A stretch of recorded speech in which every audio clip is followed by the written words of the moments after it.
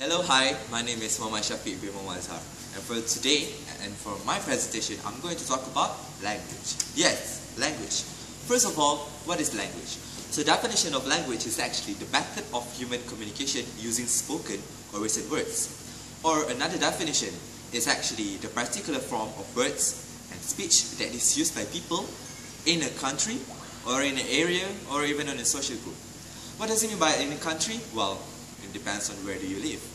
Area, maybe your surrounding, your house, or maybe the neighborhood, or your social group, your friends, your family, and maybe your social community. So, for today, I'm going to talk about two things. The first one is how language evolved, and the second thing is the importance of language towards the community and towards the society itself. Well, actually, I think that language is very important because, as you know, that what we're trying to say right now is we're using a language. For in my case, I'm a Malaysian, so basically I'm using Malay language.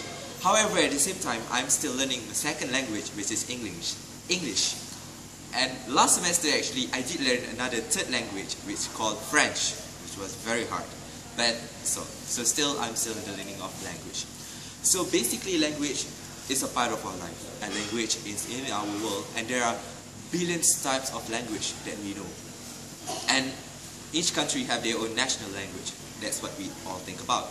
So basically, for my first part of this video, I'm going to talk about how the language evolved. The video that I found in YouTube is actually from the TED.com, and it's actually a video from Alex Gandler. Basically, this video is talking about how the real language evolved. And basically, it's the question, where does the language come from? Does language actually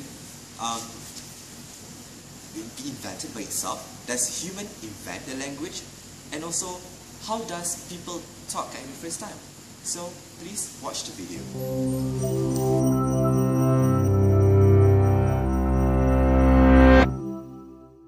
In the biblical story of the Tower of Babel, all of humanity once spoke a single language until they suddenly split into many groups unable to understand each other. We don't really know if such an original language ever existed, but we do know that the thousands of languages existing today can be traced back to a much smaller number. So how did we end up with so many? In the early days of human migration, the world was much less populated. Groups of people that shared a single language and culture often split into smaller tribes, going separate ways in search of fresh game and fertile land. As they migrated and settled in new places, they became isolated from one another and developed in different ways. Centuries of living in different conditions, eating different food, and encountering different neighbors turned similar dialects with varied pronunciation and vocabulary into radically different languages, continuing to divide as populations grew and spread out further. Like genealogists, modern linguists try to map this process by tracing multiple languages back as far as they can to their common ancestor, or proto-language. A group of all languages related in this way is called a language family, which can contain many branches and subfamilies. So how do we determine whether languages are related in the first place? Similar-sounding words don't tell us much. They could be false cognates or just directly borrowed terms rather than derived from a common root. Grammar and syntax are a more reliable guide, as well as basic vocabulary such as pronouns, numbers, or kinship terms that's less likely to be borrowed. By systematically comparing these features and looking for regular patterns of sound changes and correspondences between languages, linguists can determine relationships, trace specific steps in their evolution, and even reconstruct earlier languages with no written records. Linguistics can even reveal other important historical clues, such as determining the geographic origins and lifestyles of ancient peoples based on which of their words were native and which were borrowed. There are two main problems linguists face when constructing these language family trees. One is that there is no clear way of deciding where the branches at the bottom should end, that is, which dialects should be considered separate languages, or vice versa. Chinese is classified as a single language, but its dialects vary to the point of being mutually unintelligible, while speakers of Spanish and Portuguese can often understand each other. Languages actually spoken by living people do not exist in neatly divided categories, but tend to transition gradually, crossing borders and classifications. Often the difference between languages and dialects is a matter of changing political and national considerations, rather than any linguistic features. This is why the answer to how many languages are there can be anywhere between 3,000 and 8,000 depending on who's counting. The other problem is that the farther we move back in time towards the top of the tree, the less evidence we have about the languages there. The current division of major language families represents the limit at which relationships can be established with reasonable certainty, meaning that languages of different families are presumed not to be related on any level. But this may change. While many proposals for higher-level relationships or superfamilies are speculative, some have been widely accepted, and others are being considered, especially for native languages with small speaker populations that have not been extensively studied. We may never be able to determine how language came about or whether all human languages did in fact have a common ancestor, scattered through the babble of migration. But the next time you hear a foreign language, pay attention. It may not be as foreign as you think.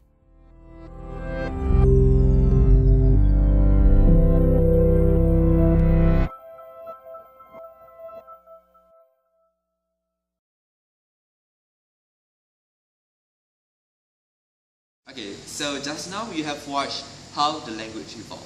Interesting, right? How basically a specific language can be evolved, can be turned into an official language in a community. So that is basically how the language evolved. So right now, I would like to share something a bit different is, since now in the modern world, there are so many types of language we use.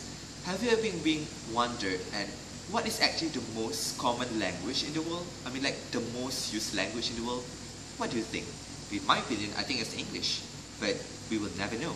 So basically, this video is actually about what is the most common language in the world by the test tube. So please watch the video.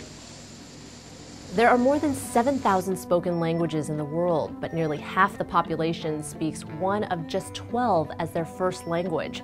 As a matter of fact, more than 3/4 of all languages are only spoken by a small number of people. Overall, most of the world communicates using just a handful of dominant vocabularies. So what are the biggest languages in the world? Well, by a landslide, the most common language comes from the most populated country, China. With more than 1 in 6 people on Earth claiming it as their first language, Chinese is primarily spoken by nearly 1.2 billion. Technically, Chinese is a macro language made up of 7 major groups spread out over more than 200 different dialects. In particular, Mandarin represents the vast majority of Chinese speakers, some 70%. The next language on the list is Spanish. With 400 million native speakers worldwide, it clocks in at less than half of Chinese's massive reach. But unlike Chinese, the birth country of Spanish isn't where it's most prevalent. Instead of Spain, Mexico takes the crown as the most populous Spanish-speaking country in the world, with 18 other countries in the Americas claiming it as an official language. Spanish is also the largest second language in both the US and Canada. Perhaps surprisingly, English is only the 3rd most spoken first language in the world with 335 million speakers, barely the populations of the US and the UK combined. But when including those who learned it as a second language, that number bumps up to 830 million, surpassing Spanish, but not Chinese. Fun fact, English is not the official language of the United States. The US doesn't even have an official language, and yet reportedly 97% of its residents speak English. The rest of the top 12 lists break down into Hindi at number 4, spoken predominantly in India, Arabic throughout the Middle East, and rounding out the list are Portuguese, Bengali, Russian, Japanese, Landa, Javanese, and German, with nearly 1 billion speakers combined. With most of the world speaking the same few languages, it may just be worth your while to broaden your horizons and learn a second one. If you're interested in exciting videos from around the world, you'll definitely want to join us over at Seeker Stories. We've been exploring cultures, movements, and inspiring stories that help bring the world closer together, and we really think you'll like it a lot. There's a link to the channel in the description below. We'll see you there. Okay, so you have seen the video on what's the most common language in the world. Interesting, right? It says that Chinese is the most common language in the world because it's basically because of the population. There's a lot of Chinese in the world. English in the top, at the 3rd place. So that's enough about the most common language in the world. So the second thing that I'm going to talk about is the importance of language. Many of you must be thinking, why is it so important to have a language? So therefore, I'm going to show you a scene involving about the importance of language. Check it out. Excusez-moi, mademoiselle. Yes? Pouvez-vous donner une introduction? Oui.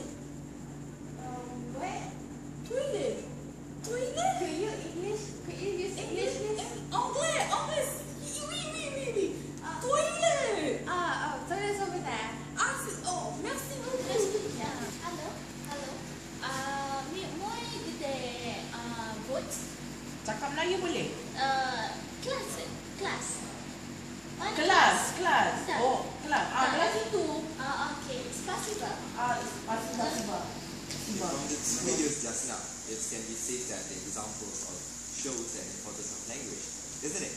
Because like the first example is that the French lady were asking to the girl, where is the toilet?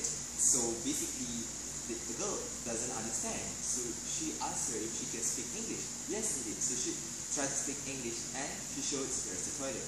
For the second one, however, the Russian girl actually tried to speak to a Malay girl to know where is the class. So the Malay girl actually told her that the class is over there. So from what we can see, the video, the two videos just now, it shows that language communicate and help us to connect each other. Language can show us what is the meaning of it. So therefore, I think that language is very important in a speech because it's the most fundamental level. This is how your audience or another party will understand what you're trying to say. And actually from the actual words that come out from your mouth, it's to the points and topics you articulate. Language is actually the vehicle that helps you, audience, to understand and agree with the statement of argument. So in my opinion, I think that language shows everything what you're trying to say so that all people can understand. And basically, language is what unites all of us, a community, a society. No matter what different language you are, those type of different language can help you to unite each other. So I think that why language is very important basically is just one word, unity. So it's that, from that presentation, that's all about language. Thank you.